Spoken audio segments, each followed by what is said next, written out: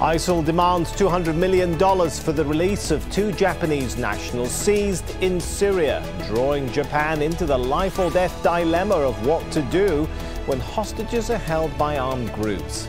But is it also challenging Japan's military role overseas? This is Inside Story.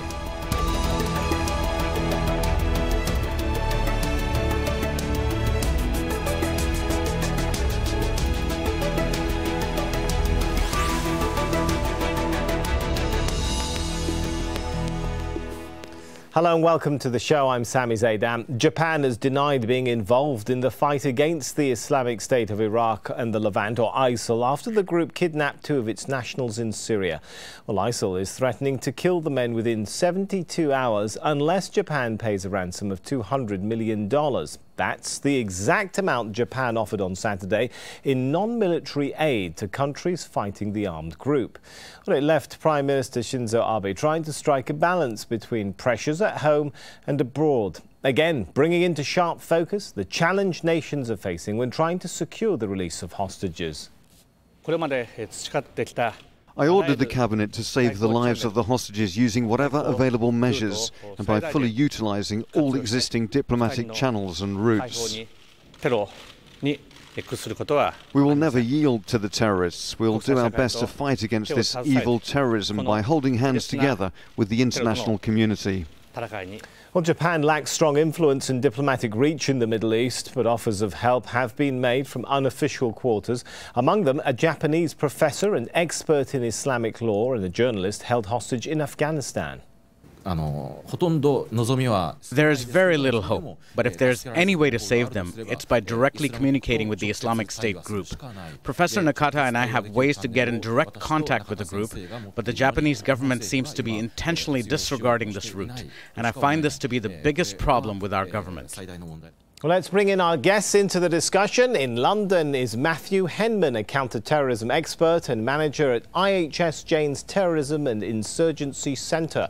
Joining us from Tokyo is Tomohiko Taniguchi, an advisor to the cabinet of Shinzo Abe. And completing our panel in Washington, D.C. is Richard Weitz, a political and military analyst from the Hudson Institute. Good to have you with us. If I could start with Tomohiko. At this point, what options does the Japanese government have? It's a very difficult situation to be in, is it not?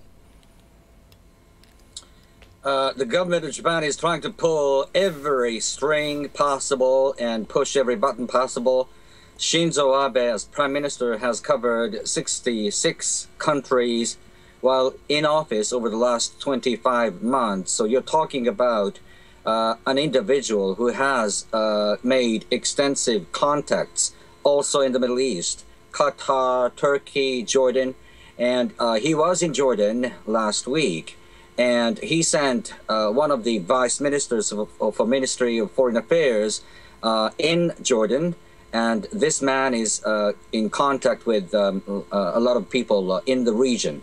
But specifically, I am not in a position to know the detail. And actually, none of us is allowed, even if I know that, to speak on the details. All right, but speaking broadly then, Tomohiko, when you say that the government is trying to pull all strings it has, does that include paying the ransom money that's been demanded?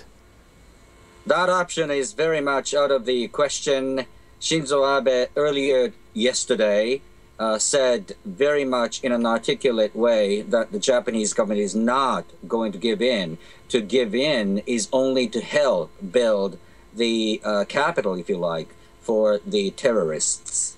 All right, let's go over to Matthew, if we could. Do you think the distinction which officials are making, you know, the case that they're making that Japan's non-military aid to the anti-ISIL coalition, it's a non-military contribution. Do you think that distinction will mean much to ISIL? Absolutely not. The group sees in very black and white terms, particularly when it comes to states. You're either with the group or you're against them, and even the provision of non-military aid to be used largely for provisions for refugees and people displaced from Iraq and Syria is still going to be seen very much by the Islamic State as an act against them directly. Richard, what about private payments? If a government doesn't want to pay itself, Does that mean it's impossible for someone else to pay? It has been suggested that this sort of tactic has been used by other governments in the past when they've faced hostage-taking situations. Yes, there's been significant evidence and reporting by the media that these kind of payments have occurred. And the mechanisms are often that some wealthy donor or third government will provide the money in the hope of gaining goodwill with whoever's national is under hostage. Well, and perhaps they are reimbursed later, we just don't know. But there's been a lot of evidence about almost all the governments that have had their hostages taken that they've not been averse if some other government, such as the Saudis or the Qataris, will step in and make that payment, or some wealthy third party. So that is a possibility in this case. Mr. Tomohiko, do you think that might be an option? I mean, we look at the past history, it has been reported, it has been suggested, even documented, that some Japanese governments in the past have paid ransoms in situations.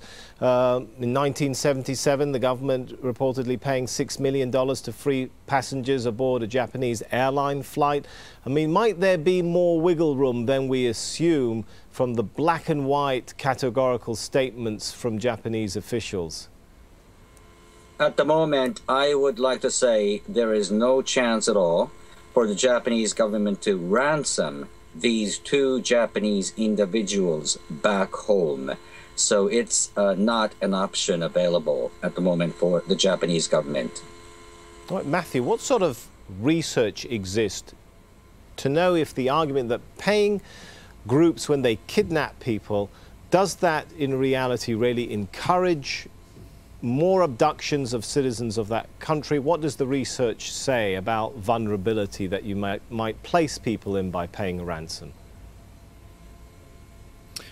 Absolutely. I mean, there's been an abundant amount of documentary evidence, particularly in places like North Africa, where the Al-Qaeda affiliate, Al-Qaeda in the Islamic Maghreb, has made its living, really, over the past 5 to 10 years of kidnapping Western European nationals, because it's abundantly aware that there are certain states in Western Europe who are known to always ransom their citizens. And this has been a very lucrative source of funding for this group for several years now, providing the mainstay of its funding, in fact. Well, perhaps just to recap, we should remind ourselves why we're talking about this issue in the first place. Well, last year, Japan's Prime Minister Shinzo Abe reinterpreted the country's decades-old pacifist constitution. Since 1946, just after the end of the Second World War, there's been a ban on Japanese forces fighting overseas, limiting their role to self-defense.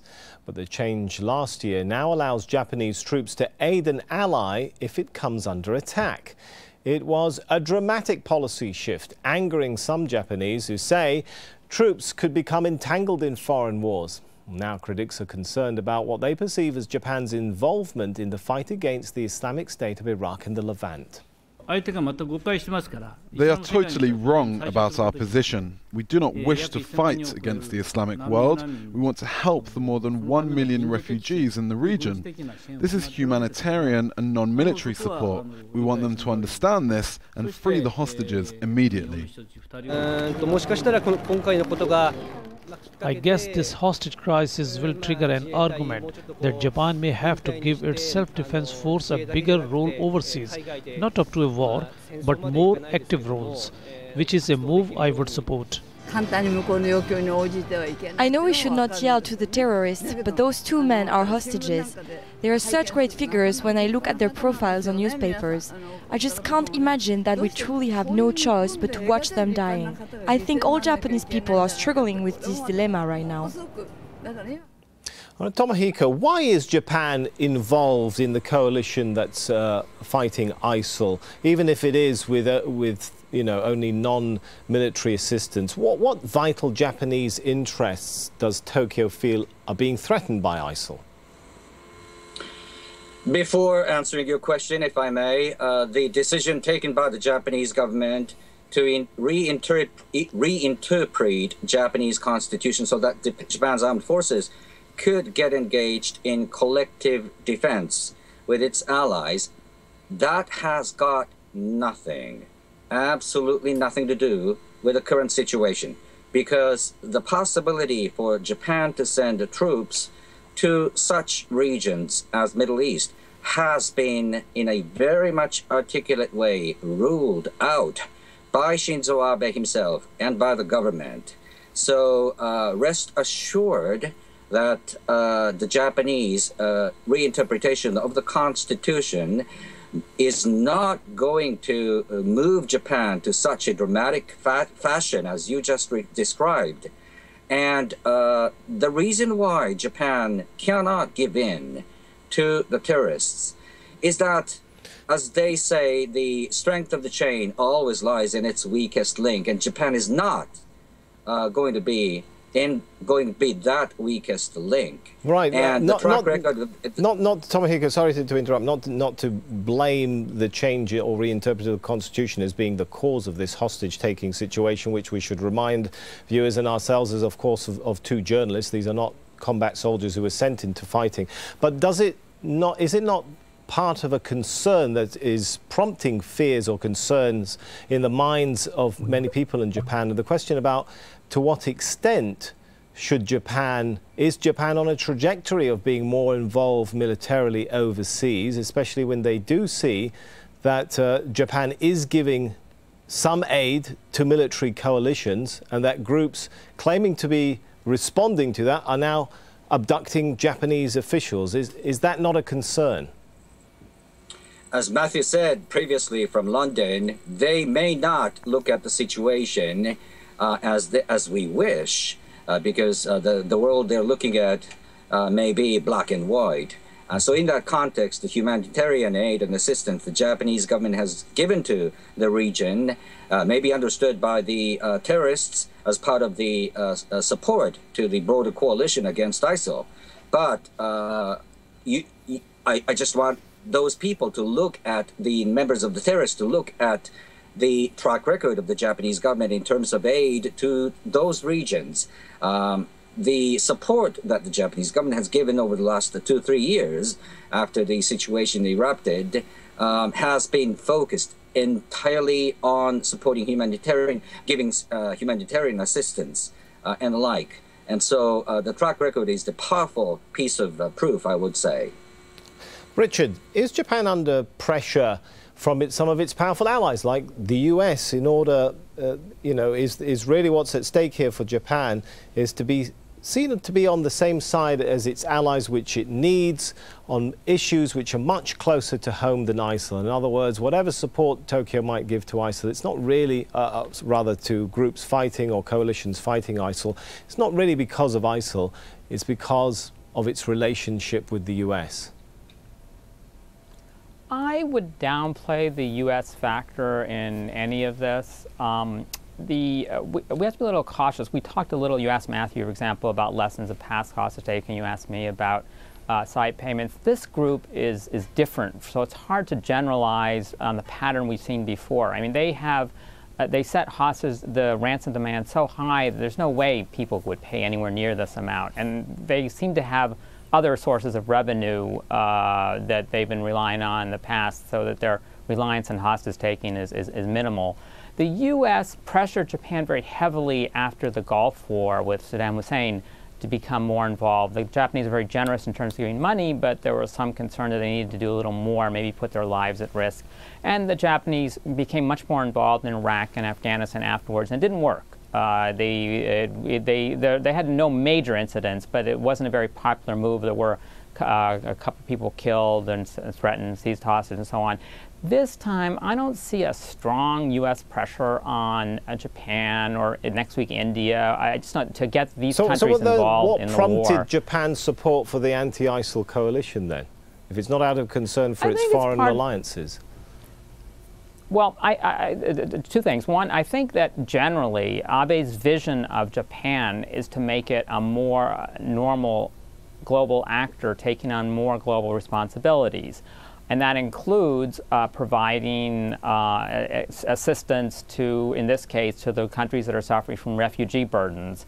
That's something Japan has always done. Abe's put a little spin on this and made it a little more clearly defined as a regional focus. Actually spent a lot of time in the region. I think he was there for almost a week.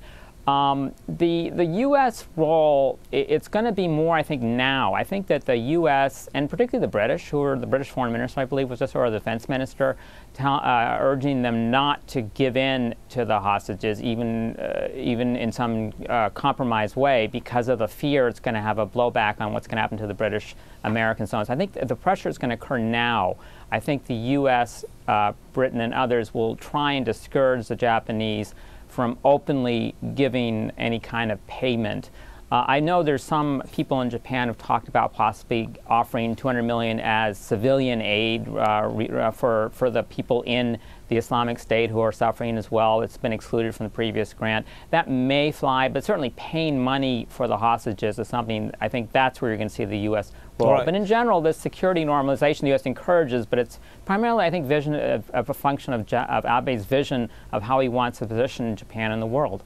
You mentioned an important point there about what happened during the Iraq War back in 2003, 2004. We'll come to that in a minute, but first I want to go over to Matthew on another point which you raised there. There is a question here. Why demand $200 million? Does ISIL really think that Tokyo is going to pay the same amount of money that it's given to countries fighting ISIL, or is it really an attempt to make an impact on some of those issues which Richard was talking about, perhaps the desire, the vision to play a bigger role overseas? I think you're right. I don't think there was any realistic expectation among ISIL that Japan was really going to be able to come up with this money. I mean, really such an astronomical amount for hostages in comparison with what has typically been paid to militant groups in the Middle East, in North Africa, for example, for the release of hostages in the past. From my perspective, I think the 200 million demand was purely symbolic, and it was picked precisely because that was the amount of aid that the government of Shinzo Abe had pledged to provide to the coalition fighting against the Islamic State. It was designed to explicitly link the two acts to make it very clear that the ransom video, the threat to kill the hostages, was explicitly tied to Japan's decision to participate in that coalition, in however an indirect and humanitarian way it was. All right, well, let's just remind ourselves of a point which Richard mentioned there. In 2003, Japan did authorize the dispatch of troops into a conflict for the first time since 1945, when it decided to back U.S. forces in Iraq. This was made possible by the Iraq Assistance Special Measures Law. 1,000 troops took part, but they were only required to go to areas where no combat was actually taking place. Critics at the time argued that the deployment was more about helping Japan's relations with the US. Now, we've discussed that point, but Tomohiko, what I'm wondering is, how much of a trajectory do you see Japan on to expand beyond very strict pacifism and to take a greater role, a greater military role overseas? I do see your point, and I understand why you are curious and interested in the issue, but frankly, I don't think that's not the case. That's not the point. The point we're now looking at has got nothing to do with how Japan is going to change its trajectory of self-defense forces. The situation we're looking at is simple. A criminal act by a criminal group against two civilian people from Japan. And the question is whether Japan is going to give in or not. And the Japanese government has ruled out, as I said, any possibility to ransom them back. And the options are, I have to say, very much limited in amount and scope. But nonetheless, over the next, 16 hours or so, the Japanese government in the region and from here, from Tokyo, has to do a lot to pull, as was said at the beginning, all strings possible. All right, now a question to Richard, and again, let me re-emphasize, we're not suggesting here that those who were kidnapped, those innocent journalists who are being held and threatened to be killed by this group are anyhow at fault or deserving of such a treatment, but to move the discussion on to the broader sort of trajectory of where perhaps Abe sees Japan, which you were talking about a moment ago, Richard. Will Japan be able to balance its commitment to Article 9 of the Constitution, strict pacifism, as well as abiding by that vision that you, Richard, spoke about, that you understand Abe wanting Japan to play overseas. Are the two contradictory? Well, the Japanese have been struggling with this issue for a while now, several decades. I mean, it was the United States who gave them this constitution, and his reaction to what happened in World War II with militarism and so on. The U.S. quickly got buyer's remorse and decided with the Cold War with the Soviet Union and so on, they'd wanted more help from Japan. And Japanese prime ministers have tried to push this along. We talked about the Iraq War. It's going to be too difficult, it looks, to actually formally amend the Constitution. It's a very complicated process, requires a lot of effort. So what they've been doing gradually is reinterpreting the Constitution, revising the defense guidelines with the United States. And this has made some progress. I want to emphasize, though, they actually haven't passed the laws. The Parliament has yet to pass the laws to actually operationalize a lot of what the Cabinet has given its opinion on interpreting the Constitution. So the Japanese, I don't think the self-defense force, even if they had the capabilities, I'm not sure if they could legally intervene in this case in Iraq. That aside, it seems to be acceptable. I mean, we had a recent re-election of Abe. If the public was really strongly against this, they would not have supported him. It's something that a lot of people are concerned about, but people recognize that Japan, the Japan today is just totally different from the Japan of the imperial era. And so, except from China and Japan and perhaps a few other places, China and Korea, most countries and governments seem accepting of some greater role. And so I think this will continue. Though you're right, today's events and what happens to the hostages is going to have something of an impact. It could have a big setback for the process, slow it down. All right, and Tomohiko, I think we've just got a couple of minutes. I want to get your thoughts, and let me emphasize once again, as unlinked the kidnapping of these two innocent journalists is to what may be going on with Japanese foreign policy, as innocent as they are and as criminal as this act is. Do you think, my question is really, how will this play out in the psyche and the minds of the Japanese public? Will the Japanese public react to this in the way that they might have second thoughts about Japan playing a bigger role in any sense overseas, simply because they don't want to see any more distressful pictures of Japanese people, as innocent as they are, caught up in conflicts or problems that they really have nothing to do with? Shinzo Abe delivered a speech in Cairo, Egypt last week, and the point he made was that the best way is to go in the middle. The best way is to go in the middle. The polarization of the region is something that the Japanese government, Shinzo Abe, does not want to see. I'm talking about the Middle East. And so the options that the Japanese government is now going to take is to help countries like Egypt to remain stable and countries like Jordan to remain stable. And so to give stability as much as possible by using Japan's human capacities, financial capacities, technological capacities, and so on, is on the top of the to-do list for the Japanese government. As Richard said, the reinterpretation of the Constitution is a extension of the long process that's been going on for many decades. And people are still struggling with this new situation, that's for sure.